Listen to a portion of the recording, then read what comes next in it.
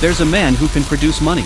He lies in a suitcase, and whenever he feels pain, he spits out a large amount of coins from his mouth. A student accidentally obtains this suitcase and is surprised to find a man inside when he opens it. The boy is startled, and the man in the case hurriedly lies, claiming he offended someone and hopes the boy can let him out. The student doesn't think much of it and immediately tries to rescue the man. Suddenly, a gold coin spurts out of the man's mouth and lands right in the boy's hand. Seeing the shiny coin in his hand, Jack is instantly stunned. The man, realizing his secret is out, decides to come clean and explains his bizarre condition. He promises that if Jack helps him escape, all the coins produced during the process will belong to Jack alone. Little does he know that as he says these words, Jack's mind is already blinded by money.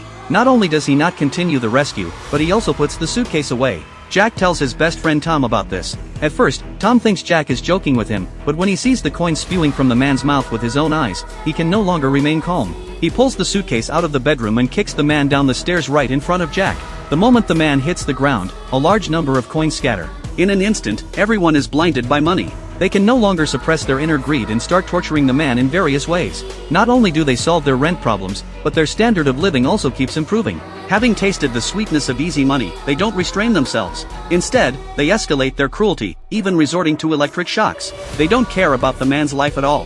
One day, Jack suddenly has a crisis of conscience and thinks their actions are too cruel. He hopes to stop and let the man go. However, his friends are already money-crazed. They press the boost button, planning to squeeze one last big score out of the man. This displeases Jack. He's about to pick up his phone to call the police when his girlfriend sneaks up behind him and hits him on the head with a hammer.